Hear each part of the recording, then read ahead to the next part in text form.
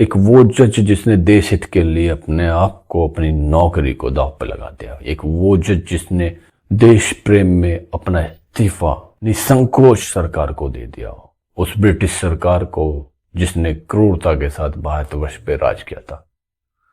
नमस्कार साथियों, बंटी की बैठक में आपका स्वागत है। ब्रिटिश हुकूमत के खिलाफ पूरे भारत में गुस्सा बढ़ रहा था। इसी दौरान भगत सिंह और उनके साथियों ने अंग्रेजों को चुनौती दे दी। लाहौर में एक हत्या और असेंबली बम केस के बाद अंग्रेज सरकार ने फैसला कर लिया कि अब इन क्रांतिकारियों को किसी भी हालत में सख्त सजा दी जाएगी। इसके लिए एक स्पेशल ट्रिब्यूनल बनाया गया। इसी ट्रिब्यूनल में एक नया नाम था, वो था आगा हैदर। आगा हैदर कानून को बहुत गंभीरता से मानने वाले जज थे। वो चाहते थे कि मुकदमा निष्पक्ष चले, हर आरोपी को बोलने का मौका मिले और अदालत कानून के हिसाब से काम करे, ना कि अंग्रेजी सरकार के दबाव में। लेकिन उस समय हालात अलग थे। ब्रिटिश सरकार जल्दी फैसला चाहती थी। कोर्ट में कई बार क्रांतिकारियों के साथ सख्ती भी की। जब भगत सिंह और उनके साथी नारे लगाने लगे या विरोध करते तो पुलिस उन्हें जबरदस्ती चुप करने की कोशिश करता है कि अदालत में क्रांतिकारियों के साथ एक दिन अलग व्यवहार हुआ। यह देखकर आगा हैदर नाराज हो गए। उन्होंने माना कि अदालत में कानून का सम्मान होना चाहिए, चाहे सामने कोई भी हो। धीरे धीरे अंग्रेजी अधिकारियों को लगने लगा कि यह जज काम नहीं कर रहा।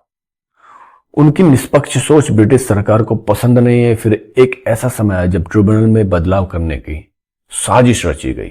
कहा गया, अगर आगा हैदर को अलग कर दिया जाए तो हम क्रांतिकारियों पर जीत हासिल कर सकते हैं। हालांकि इतिहासकारों के बीच में इस बात पर अलग अलग राय मिलती है, उन्होंने कितना खुलकर विरोध किया था। लेकिन इतना जरूर माना जाता है कि वो बाकी अंग्रेज समर्थक जजों की तरह नहीं थे।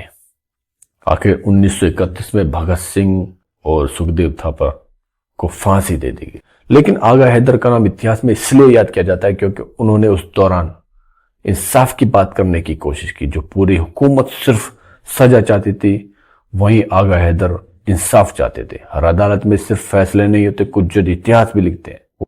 वो जज जिसने फैसले से पहले फैसले ले और अपना इस्तीफा ब्रिटिश सरकार के हाथ में थमा दी। वो जज जिसने निष्पक्ष होकर के अपने देश हित की बात करे।